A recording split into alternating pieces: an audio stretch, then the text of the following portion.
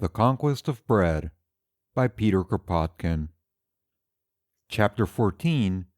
Consumption and Production. 1. Looking at society and its political organization from a different standpoint than that of all the authoritarian schools, for we start from a free individual to reach a free society, instead of beginning by the state to come down to the individual, we follow the same method in economic questions. We study the needs of the individuals and the means by which they satisfy them, before discussing production, exchange, taxation, government, and so on. At first sight, the difference may appear trifling, but in reality it upsets all the canons of official political economy.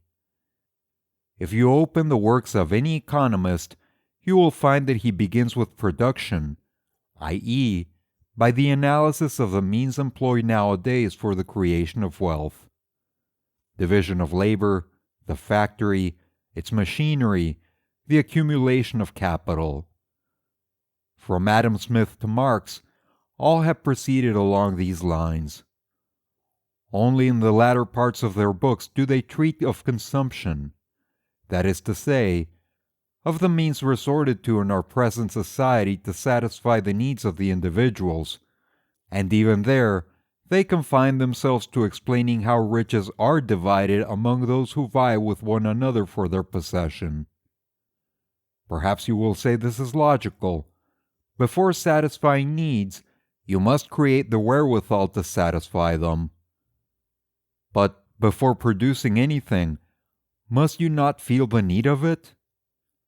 Was it not necessary that first drove man to hunt, to raise cattle, to cultivate land, to make implements, and later on to invent machinery? Is it not the study of the needs that should govern production? To say the least, it would therefore be quite as logical to begin by considering the needs, and afterwards to discuss how production is, and ought to be, organized, in order to satisfy these needs. This is precisely what we mean to do. But as soon as we look at political economy from this point of view, it entirely changes its aspect.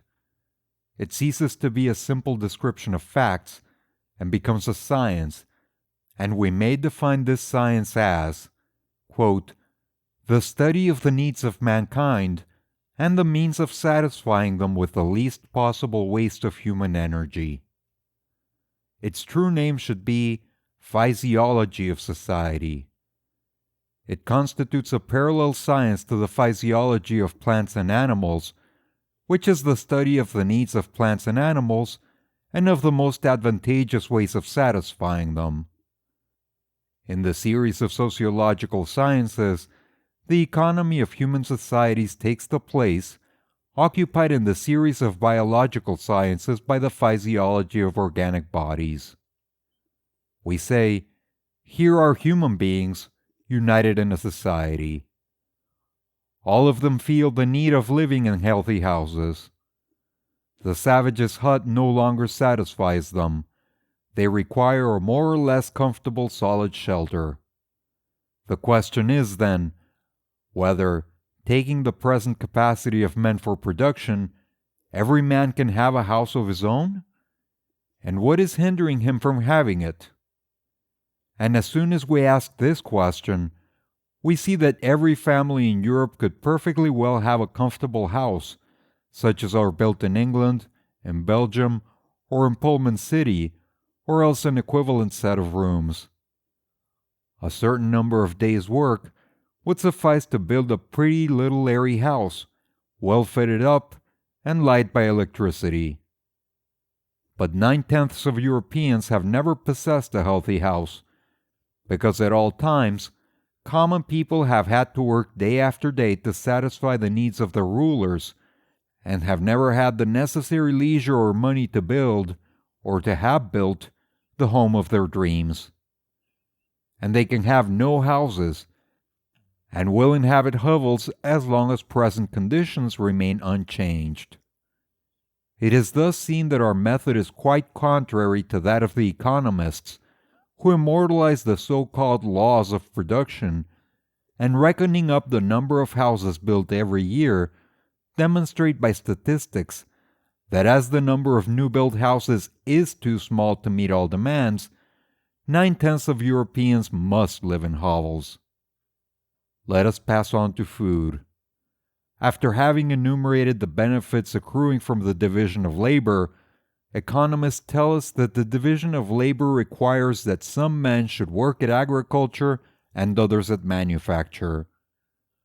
Farmers producing so much, factories so much, exchange being carried on in such a way, they analyze the sale, the profit, the net gain or the surplus value, the wages, the taxes, the banking, and so on. But after having followed them so far, we are none the wiser, and if we ask them, quote, "How is it that millions of human beings are in want of bread, when every family could grow sufficient wheat to feed 10, 20, or even 100 people annually?" They answer us by droning the same anthem. Division of labor, wages, surplus value, capital, etc., arriving at the same conclusion, that production is insufficient to satisfy all needs. A conclusion which, if true, does not answer the question, quote, "Can or cannot man by his labor produce the bread he needs? And if he cannot, what is it that hinders him?" Here are 350 million Europeans. They need so much bread, so much meat, wine, milk, eggs, and butter every year. They need so many houses, so much clothing. This is the minimum of their needs. Can they produce all this? And if they can, will sufficient leisure be left to them for art, science, and amusement? In a word, for everything that is not comprised in the category of absolute necessities? If the answer is in the affirmative, what hinders them going ahead? What must they do to remove the obstacles? Is it time that is needed to achieve such a result? Let them take it. But let us not lose sight of the aim of production, the satisfaction of the needs of all. If the most imperious needs of man remain unsatisfied now, what must we do to increase the productivity of our work? But is there no other cause? Might it not be that production, having lost sight of the needs of man, has strayed in an absolutely wrong direction, and that its organization is at fault? And as we can prove that such is the case, let us see how to reorganize production so as to really satisfy all needs. This seems to us the only right way of facing things. The only way that would allow of political science becoming a science, the science of social physiology. It is evident that so long as science treats of production, as it is carried on at present by civilized nations, by Hindu communes, or by savages, it can hardly state facts otherwise than the economists state them now. That is to say, as a simple descriptive chapter, analogous to the descriptive chapters of zoology and botany. But if this chapter were written so as to throw some light on the economy of the energy that is necessary to satisfy human needs, the chapter would gain in precision as well as in descriptive value. It would clearly show the frightful waste of human energy under the present system, and it would prove that as long as this system exists, the needs of humanity will never be satisfied. The point of view, we see, would be entirely changed. Behind the loom that weaves so many yards of cloth, behind the steel plate perforator, and behind the safe in which dividends are hoarded, we should see man, the artisan of production, more often than not excluded from the feast he has prepared for others. We should also understand that the standpoints being wrong, the so-called, quote, laws of value and exchange are but a very false explanation of events as they happen nowadays. and that things will come to pass very differently when production is organized in such a manner as to meet all needs of society. 2. There is not one single principle of political economy that does not change its aspect if you look at it from our point of view. Take, for instance, overproduction, a word which every day re-echoes in our ears. Is there a single economist, academician, or candidate for academical honors who has not supported arguments proving that economic crises are due to overproduction, that at a given moment more cotton, more cloth, more watches are produced than are needed? Have we not, all of us, thundered against the rapacity of the capitalists who are obstinately bent on producing more than can possibly be consumed? However, on careful examination, all these reasonings prove unsound. In fact, is there one single commodity among those in universal use which is produced in greater quantity than need be? Examine one by one all commodities sent out by countries exporting on a large scale, and you will see that nearly all are produced in insufficient quantities for the inhabitants of the countries exporting them. It is not a surplus of wheat that the Russian peasant sends to Europe. The most plentiful harvests of wheat and rye in European Russia only yield enough for the population. And as a rule, the peasant deprives himself of what he actually needs when he sells his wheat or rye to pay rent and taxes. It is not a surplus of coal that England sends to the four corners of the globe, because only 3/4 of a ton per head of population annually remains for home domestic consumption, and millions of Englishmen are deprived of fire in the winter, or have only just enough to boil a few vegetables. In fact, setting aside useless luxuries, there is in England, which exports more than any other country, one single commodity in universal use, cottons, whose production is sufficiently great to perhaps exceed the needs of the community. Yet when we look upon the rags that pass for wearing apparel worn by over 1/3 of the inhabitants of the United Kingdom, we are led to ask ourselves whether the cottons exported would not, on the whole, suit the real needs of the population? As a rule, it is not a surplus that is exported, though it may have been so originally. The fable of the barefooted shoemaker is as true of nations as it was formerly of individual artisans. We export the necessary commodities, and we do so because the workmen cannot buy with their wages what they have produced, and pay besides the rent and interest to the capitalist and the banker. Not only does the ever-growing need of comfort remain unsatisfied, but the strict necessaries of life are often wanting. Therefore, quote, surplus production does not exist, at least not in the sense given to it by the theorists of political economy. Taking another point, all economists tell us that there is a well-proven law. Quote, man produces more than he consumes. After he has lived on the proceeds of his toil, there remains a surplus. Thus, a family of cultivators produces enough to feed several families, and so forth. For us, this oft-repeated sentence has no sense.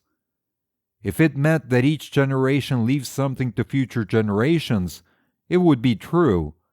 Thus, for example, a farmer plants a tree that will live, maybe, for 30, 40, or 100 years, and whose fruits will still be gathered by the farmer's grandchildren. Or he clears a few acres of virgin soil, and we say that the heritage of future generations has been increased by that much. Roads, bridges, canals, his house and his furniture are so much wealth bequeathed to succeeding generations. But this is not what is meant. We are told that the cultivator produces more than he need consume. Rather should they say that the state always having taken from him a large share of his produce for taxes, the priest for tithe, and the landlord for rent, a whole class of men has been created who formerly consumed what they produced, save what was set aside for unforeseen accidents or expenses incurred in afforestation, roads, etc., but who today are compelled to live very poorly, from hand to mouth, the remainder having been taken from them by the state, the landlord, the priest, and the usurer. Therefore, we prefer to say, the agricultural laborer, the industrial worker, and so on, consume less than they produce, because they are compelled to sell most of the produce of their labor and to be satisfied with but a small portion of it. Let us also observe that if the needs of the individual are taken as the starting point of our political economy, we cannot fail to reach communism, an organization which enables us to satisfy all needs in the most thorough and economical way. While if we start from our present method of production and aim at gain and surplus value, without asking whether our production corresponds to the satisfaction of needs, we necessarily arrive at capitalism, or at most at collectivism, both being but two different forms of the present wages system. In fact, when we consider the needs of the individual and of society, and the means which man has resorted to in order to satisfy them during his varied phases of development, we see at once the necessity of systematizing our efforts, instead of producing haphazard as we do nowadays. It becomes evident that the appropriation by a few of all riches not consumed and transmitted from one generation to another is not in the general interest. And we see as a fact that owing to these methods, the needs of 3/4 of society are not satisfied, so that the present waste of human strength in useless things is only the more criminal. We discover, moreover, that the most advantageous use of all commodities would be, for each of them, to go, first, for satisfying those needs which are most pressing. That is, in other words, the so-called, quote, value in use of a commodity does not depend on a simple whim, as has often been affirmed, but on the satisfaction it brings to real needs. Communism, that is to say, an organization which would correspond to a view of consumption, production, and exchange, taken as a whole, therefore becomes the logical consequence of such a comprehension of things, the only one, in our opinion, that is really scientific. A society that will satisfy the needs of all, and which will know how to organize production to answer to this aim, will also have to make a clean sweep of several prejudices concerning industry, and first of all, the theory often preached by the economists, the division of labor theory, which we are going to discuss in the next chapter. You have reached the end of The Conquest of Bread by Peter Kropotkin, Chapter 14, Consumption and Production. Click on the links at the end of this video to go to the playlist, or the next chapter if it's available. If you enjoy this content and would like to support the channel, please like and subscribe.